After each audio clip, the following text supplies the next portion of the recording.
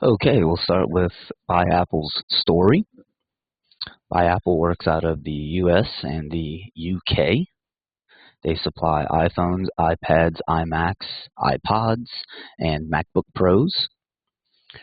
In August of 2010 and August of 2011, they closed down for a two-phase renovation of their distribution centers, so all sales ceased, which is why we have no data for sales in August 2010 or August 2011. It was done staged in phases so that it wouldn't affect things too badly. The goal is to increase online sales by 15% each year and overall sales by 8% each year. So we set a $19 million salesperson goal. Here's our mission, vision, values, and assumptions. The most important thing to BuyApple is their employees and their customers and their satisfaction. Here's our mock-up just showing various questions that were asked of the data to try and determine what was going on over the past 36 months and also to determine what could be done to reach their goals. Here's the dashboard. Top left, we have a revenue 3-year comparison. You can see where in August of 2010 and 2011 there were no sales, and in 2012 there were some sales but still struggled. Just below it is the units sold over a 3-year period by salesperson and by product. Underneath that, there's slicers where you can select a salesperson, you can select years, you can select which product you'd like to look at, MacBook Pro, which is the best-selling product right there, or you can just look at everything. Below that would be sales channel, country, and payment, credit being the most popular form of payment, and online sales being the most popular sales channel. Make up for over half of all sales.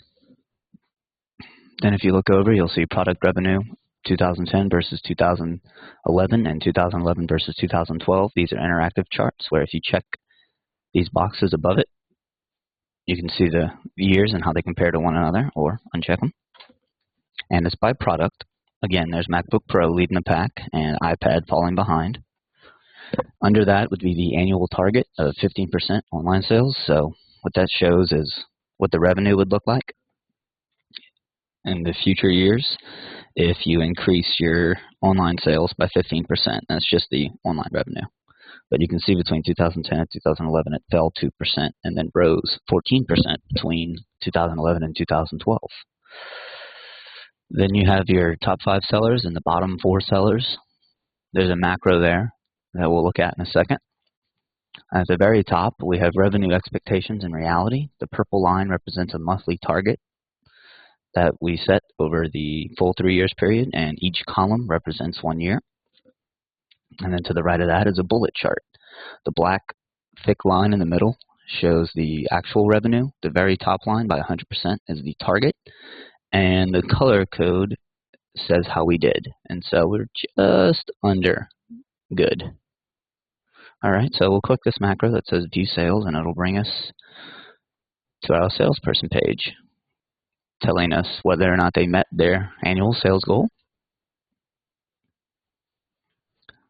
And then we'll start with analysis 1. This is revenue in the UK and the USA. We did it in 2010, 2011, and 2012. At the very top, we have entire 6-month periods, did profit, revenue, and product cost, and commission, and just figured out what BuyApple would make off of their products, assuming that the only cost was the cost of the product.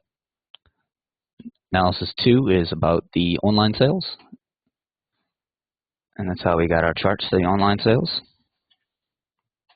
Again, salespersons.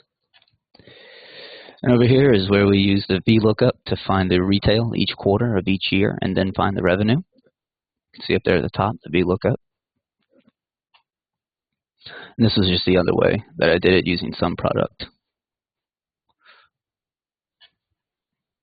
This page we have our spark lines, and we also have an example of if statements that control our charts for the 2010, 2011, and 2011-2012 comparisons. These spark lines just show how each sales channel improved between 2010 and 2012, and they're all in the up by 2012. And analysis 6 is where we have our monthly target, and we have each year, more revenues by quarter. And that's about it. Go back to the dashboard. Thank you for joining me, and have a nice night.